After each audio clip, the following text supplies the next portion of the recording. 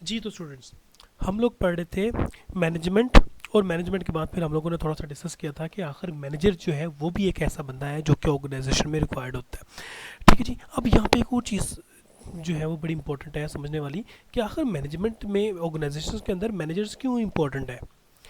Organisations के अंदर manager क्यों इंपॉर्टेंट है, दो तीन रीजंस हम लोग पहले पढ़ेंगे। लेकिन दो तीन रीजंस पढ़ने से पहले बच्चों हम लोग ये भी देखेंगे, बड़े मज़े की एक एग्जांपल है कि जाहिर है आप लोग अभी स्टडीज़ कंप्लीट कर रहे हो, तो जाहिर है जब आप थोड़ा सा स्टडीज़ जैसे कंप्लीट होती हैं तो आप लोग भी कहीं ना कहीं जॉब करेंगे। आप में से कुछ लोग जॉब कर भी रहे होंगे। ज़रा देखें कि बॉस जो मिलता है आपको, ठीक है, बॉस जो होता है वो ये आपका मैनेजर होता है। वो जो बॉस आपको मिलता है वो किस किस्म का होता है, उसकी पर्सनैलिटी कैसी होती है।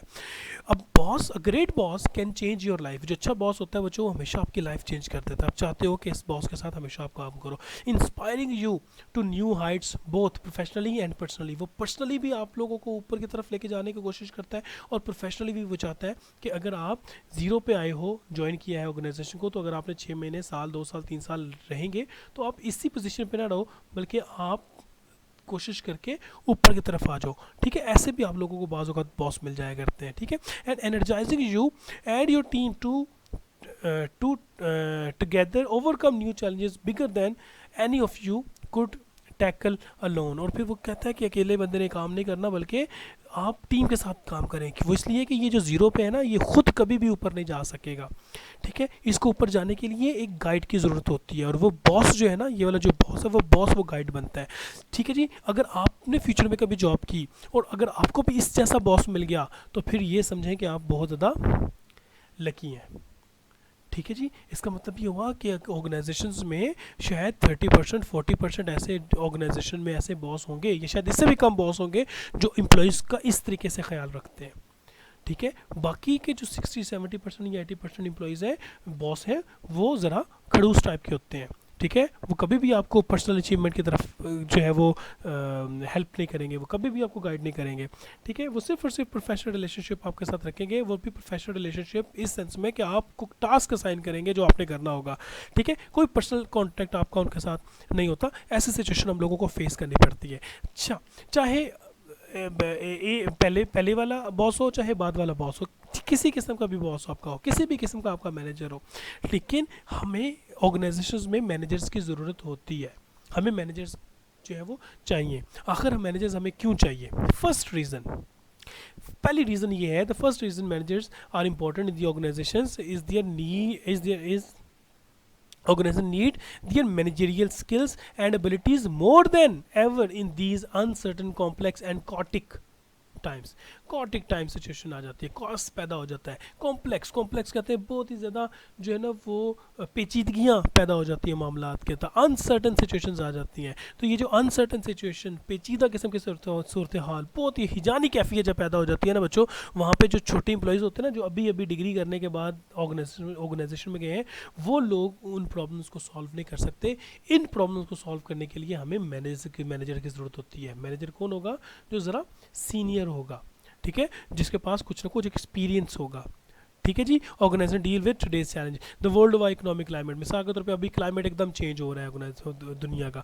ये क्लाइमेट कैसे चेंज हो रहा है, इसके आगे जाके हम लोग पढ़ेंगे भी कि किस तरीके से इकोनॉमिक साइकिल जो है वो आ रहा होता है, किस तरीके से इकोनॉमिक साइकिल जो है उसमें ऊपर और उतार और चढ़ाव हो रहा होता है, और ऑर्गेनाइजेशन जो है उन्होंने मुख्तलिफ किस्म के डिसीजन लेने होते हैं। कुछ ऑर्गेनाइजेशन तरक्कियाँ कर जाती हैं, कुछ तरक्कियाँ नहीं कर पाती, कुछ को नुकसान होता है और कुछ बंद होकर बैठ जाती हैं। अब जैसे कि ऑयल की प्राइस 170 रुपये का ऑयल मिलता होता था, अब हम लोगों को 73 रुपीज़ का ऑयल मिल रहा है। लेकिन इसी तरीके से जब इंटरनेशनल जो मार्केट्स हैं उसमें ऑयल की प्राइसेस देखें तो बहुत नीचे आ गई हैं, और सबसे ज़्यादा नुकसान जो है वो अखबारात में जो हमें आ रहा होता है वो यूएसए को हुआ है। इसका मतलब ये हुआ कि ये जो इकोनॉमिक क्लाइमेट है वो बदल रहता है। यूएसए के अंदर जो ऑर्गेनाइजेशंस हैं, यूएसए के अंदर जो ऑर्गेनाइजेशन है जो कोई ऑयल से रिलेटेड काम कर रही हैं, तो वो ऑर्गेनाइजेशंस भी तो एक मैनेजर के ज़रिए या कुछ ना कुछ मैनेजर्स के ज़रिए मुख्तलिफ डिसीजंस ले रही होंगे ना। इसका मतलब है कि हमें एक्सपीरियंस लोगों की ज़रूरत है। चेंजिंग टेक्नोलॉजी बदल रही होती है। एक्सेप्ट कैसे करें नई टेक्नोलॉजी को, मैनेजर ने डिसीजन लेना है। एंड एवर इंक्रीजिंग ग्लोबलाइजेशन बढ़ रही है। ग्लोबलाइजेशन से बना दिया है कि दुनिया जो है वो सुकड़ के छोटी हो रही है। एक मुल्क में जो एक्टिविटीज़ होती हैं दूसरे लोगों को मालूम हो जाता है, दूसरे मुल्क में क्या होता है वो तीसरे मुल्क को पता चल जाता है। ठीक है जी। ये तमाम की तमाम चीज़ें जो है ये एक ऐसी चेंजेस लेके आई हैं ऑर्गेनाइजेशंस के अंदर कि जो जूनियर्स जो बिल्कुल नए नए लोग हैं उन लोगों से काम नहीं होगा, बल्कि काम करवाने के लिए हमें उनके सीनियर्स की, मैनेजर्स की ज़रूरत है। तो सबसे पहले ये है कि उनके अंदर वो स्किल्स हैं जो कि अनसर्टन कॉम्प्लेक्स सिचुएशंस के अंदर भी ऑर्गेनाइजेशन को उस मंझधार से बाहर निकालने की सलाहियत रखते हैं, इसलिए हमें मैनेजर की ज़रूरत है। दूसरी रीज़न क्या है? Another reason managers are important to organization is that they are critical to getting things done, और वो काम करवा लेते हैं।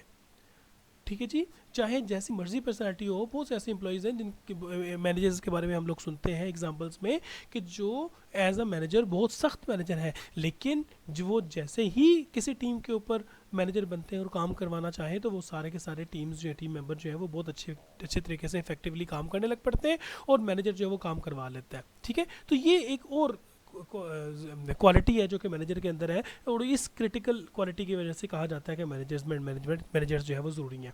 For instance in our opening story, जैसे ओपनिंग स्टोरी में हम लोगों ने लीजा के बारे में पढ़ा था, Lisa was not the person greeting and seating customers. Customer को वो बिठा वो नहीं रही, ग्रीट उसने नहीं किया, ठीक है, उसने ऑर्डर्स नहीं लिए कस्टमर से, उसने खाना नहीं बनाया, बट लेकिन उसने क्या किया, but she was the person who creates and coordinates the work place system. उसने वर्क प्लेस सिस्टम को कोऑर्डिनेट किया कि कौन बंदा आएगा जिसने ग्रीट करना है, किस बंदे ने ऑर्डर लेना है, किस बंदे ने खाना बनाना है, किस बंदे ने सर्व करना है, वो सर्व कैसे करना है। ये तमाम के तमाम लोगों के जो एक्टिविटीज़ है वो किसने अरेंज करके और मैनेज करके रखी है, उस बंदे का नाम है लीजा ग्रीन, और उस बंदे का नाम है मैनेजर।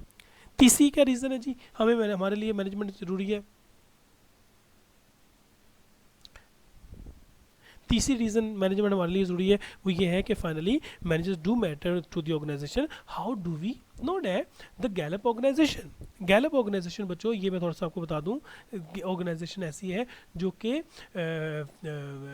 पैसे लेके मतलब फ़ी वगैरह लेके ये एक काम करती होती है जिसमें हम कहते हैं सर्वे करवाना। ठीक है जी, सर्वे करती है। अब ये सर्वे किस किस्म का होता है? ये एक क्वेश्चन लेके या कुछ सीरीज ऑफ क्वेश्चंस लेके, 1 2 3 4 क्वेश्चंस लेके मुख्तलिफ लोगों के पास जाते हैं और लोगों से उन क्वेश्चन के आंसर्स लेती हैं, और आंसर के बाद फिर वो एक रिजल्ट जो है वो निकालती हैं। उसको मैथमेटिक्स के जो फार्मूलाज होते हैं उसके ऊपर अप्लाई करने के बाद कि इतने % लोग जो है वो ये चाहते हैं और इतने % लोग ये चाहते हैं। जैसे कि इलेक्शंस में, जब पाकिस्तान में इलेक्शंस हो रहे होते हैं तो उसमें वक्त ये गैलप का सर्वे बहुत ज़्यादा चल रहा होता है, जिसमें कहा जाता है कि पाकिस्तान के मिसाल के तौर पर उन्होंने 1000 लोगों से क्वेश्चन पूछते हैं, और 1000 लोगों से क्वेश्चन पूछने के बाद वो कहते हैं कि कितने लोग जो है वो पाकिस्तान PMLN को सपोर्ट करते हैं, कितने लोग जो है वो पाकिस्तान पीपल्स पार्टी को सपोर्ट करते हैं, कितने लोग जो है वो PTI को सपोर्ट करते हैं। तो ये देखते हैं कि कौन सी पार्टी जो है वो कितनी ज़्यादा फेवरेबल है, कितने ज़्यादा लोगों में मशहूर है और लोगों में आवाम में मकबूल है। तो PMLN के बारे में कहते हैं जी, ये 35% लोग जो है वो PMLN को सपोर्ट करते हैं, 27% जो पीपल्स पार्टी को करते हैं, 38% जो है वो PTI को सपोर्ट करते हैं। तो अब ये और 1-2 और पार्टीज़ हैं, कोई 10%, कोई 5% उनको भी सपोर्ट करते हैं। तो ये इस गैलप के सर्वे में पता चला कि इस वक्त चूँकि PTI के 38% लोग वो करते हैं, तो इस मरतबा जो हुकूमत बनेगी उनकी बनेगी। इस तरह की सर्वे किए जाते हैं, और सर्वे करने के बाद जो है वो रिज़ल्ट्स जो है वो निकाल के दिए जाते हैं, और उससे हम लोग कंक्लूजन और नतीजा निकालने की कोशिश करते होते हैं। ठीक है जी, तो ये कभी कभी हज़ारों लोग, कभी कभी सैकड़ों लोग, कभी कभी इससे भी ज़्यादा लोग जो है, लाखों लोग, उनसे आप इन्फॉर्मेशन ले रहे होते हैं। ये ऑनलाइन भी इन्फॉर्मेशन ली जा सकती है, लोग पर्सन टू पर्सन पे जाके इन्फॉर्मेशन वगैरह लिया करते हैं। ठीक है जी, तो ये गैलप सर्वे। अब गैलप का सर्वे जो हुआ है जिसमें पोल किया, पोल से मरा दिया कि इन्फॉर्मेशन लिया आपने, ये क्वेश्चन दिया, और उसमें कितने लोगों से, millions of employees and 10 of thousands of managers, thousands of managers से लेके millions of employees जो है, लाखों एम्प्लॉइज से आपने इन्फॉर्मेशन ली, गैलप ने सर्वे किया, और उसने क्या फाउंड किया, ठीक है, कि वेरिएबल इन एम्प्लॉय प्रोडक्टिविटी, और the most important variable in employee productivity and loyalty is not the पे।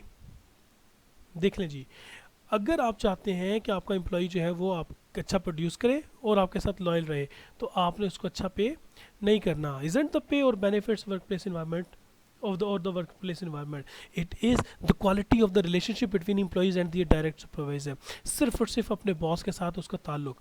ठीक है जी, मैनेजर्स बहुत ज़्यादा इंपॉर्टेंट होते हैं। क्यों मैनेजर्स इंपॉर्टेंट होते हैं? कि मैनेजर अगर अच्छा रिलेशनशिप बनाएगा एम्प्लॉयज़ के साथ, तो एम्प्लॉई कम सैलरी में भी आपके साथ काम करेगा, एम्प्लॉई सख्त इन्वायरमेंट में भी आपके साथ काम करेगा। वो इसलिए कि एक सुपरवाइज़र का रिलेशनशिप जो एम्प्लॉय के साथ होगा वो बहुत ज़्यादा फ्रेंडली और बहुत ज़्यादा जो है वो नॉलेज ओरिएंटेड और एक्सपोजर ओरिएंटेड होगा। लेकिन ऑन दी अदर हैंड बच्चों, अगर मैनेजर जो है वो बिल्कुल भी सपोर्ट नहीं करता, लेकिन लाखों रुपए की सैलरी है, मैनेजर बिल्कुल सपोर्ट नहीं करता, गर्मियों में एसी भी चल रहा होता है, अगर मैनेजर सपोर्ट नहीं करता, बड़ी प्रिविलेजेस मिल रही होती हैं, आने जाने के लिए गाड़ियाँ भी मिल रही होती हैं, सब कुछ अच्छा मिल रहा होता है, लेकिन जब कभी भी एक मैनेजर को अच्छी ऑप्शन मिलेगी, उस एम्प्लॉय को ऑप्शन मिलेगी, वो एम्प्लॉय ऑर्गेनाइजेशन छोड़ के चला जाएगा। लेकिन कहाँ पे नहीं जाएगा? जहाँ पे मैनेजर के बॉस के साथ ताल्लुकात अच्छे होंगे, बॉस के उसके साथ ताल्लुकात अच्छे होंगे, जहाँ पे समझेगा कि हाँ ये मेरा सुपरवाइज़र जो है, ये मेरा लीडर है और ये मुझे सपोर्ट कर रहा है और मुझे अपने साथ ऊपर की तरफ लेके जाने में हेल्पफुल है। ठीक है जी बच्चों, यहाँ तक हम लोगों ने पढ़ना था इस वीक के अंदर। इस वीक के बाद हम लोग अगली जो वीडियो होगी बच्चों, वो हम लोग वीक 2 की जो वीडियो है उसमें हम लोग अगले जो टॉपिक्स होंगे वो हम लोग डिस्कस करेंगे और फिर हम लोग नेक्स्ट स्टडीज़ करते हैं जी। Thank you very much.